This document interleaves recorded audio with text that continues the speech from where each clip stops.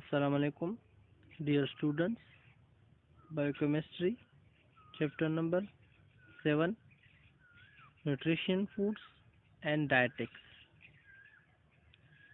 Nutrition, the study of foods in relation to the physiological processes that depends on its absorption by the body for growth, energy production and repair of body tissue. The science of nutrition include the study of diets and deficiency of diseases.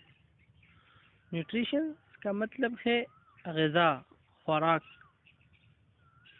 अब वो खुराक जो हमारे normal physiological processes में helpful होते हैं और उन फूड्स का बॉडी में अब्जॉर्ब होना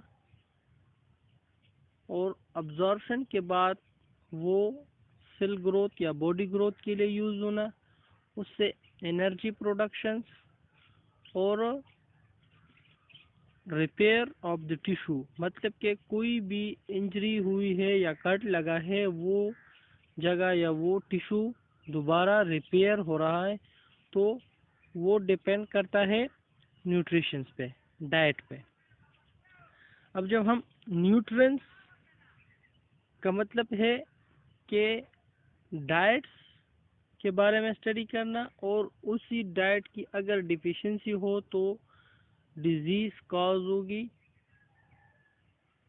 तो ये हम स्टडी करते हैं न्यूट्रिशन, फूड्स एंड डायटिक्स में। Food, anything which when taken into the body serves to nourish or build up the tissue or to supply body heat। Food क्या है? हर वो चीज़ जो हम लेते हैं बॉडी को हेल्प देने के लिए, उसकी नॉर्मल फिजियोलॉजिकल फंक्शंस को हेल्पफुल करने के लिए जो चीज़ हम यूज़ करते हैं, डिफरेंट टाइप्स ऑफ फूड्स हम यूज़ करते हैं। Dietetics applications of the principles of nutrition to the selections of food and the feedings of individuals and groups। Dietetics का मतलब यह है कि हम अपनी बैलेंस डाइट्स में कौन कौन से फूड्स सेलेक्ट करते हैं कि ये फूड्स हमने लेना है, ये फूड्स नहीं लेना है। बैलेंस डाइट का मतलब यह है कि हमारे बॉडी को जितना न्यूट्रिएंट्स रिक्वायर्ड है उसी मिकदार में हम वो न्यूट्रिएंट्स या वो फूड ले ले। अगर वही फूड्स हम ज़्यादा मिकदार में ले ले तो वो भी फिर डिफेक्ट कॉज करता है, प्रॉब्लमेटिक्स होती है बॉडी के लिए। फूड्स का अपना एक डाइट्रिशनल होता है, जो ज़्यादातर फैमिलीज का अपना फैमिली डॉक्टर होता है, डाइट्रिशियंस।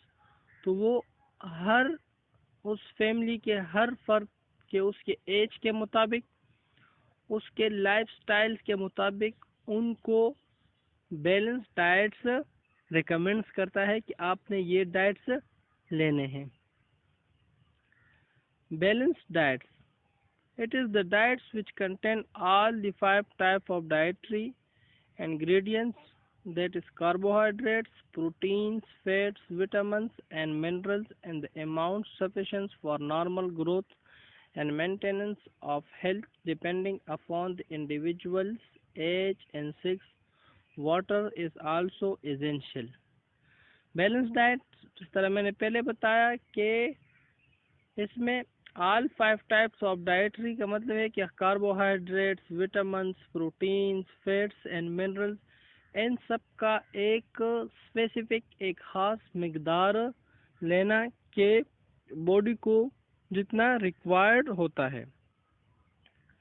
और ये जब हम नॉर्मली बैलेंस डाइट में लेंगे तो प्रॉपरली बॉडी का सेल का ग्रोथ भी होगा और नॉर्मल फिजियोलॉजिकल फंक्शंस भी होंगे और वाटर भी, पानी भी इसके साथ साथ इंतहाई ज़रूरी है।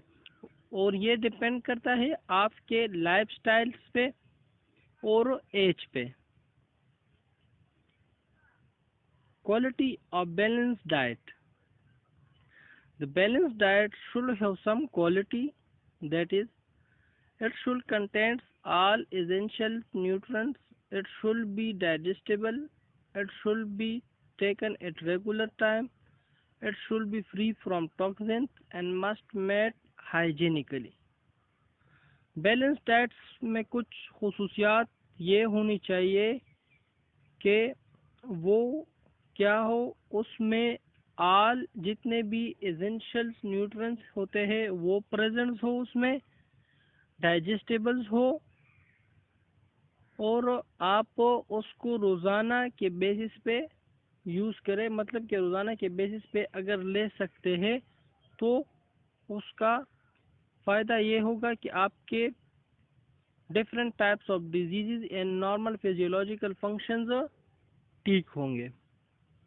और कोशिश ये करनी है कि वो टॉक्सिन्स या किसी भी बैक्टीरिया या वायरस से फ्री हो, और मस्ट बी मेड हाइजीनिकली, मतलब के प्योर तरीके से बना हुआ हो। फंक्शंस ऑफ बैलेंस डाइट्स ये इंशाल्लाह नेक्स्ट लेक्चर में पढ़ेंगे। Thank you.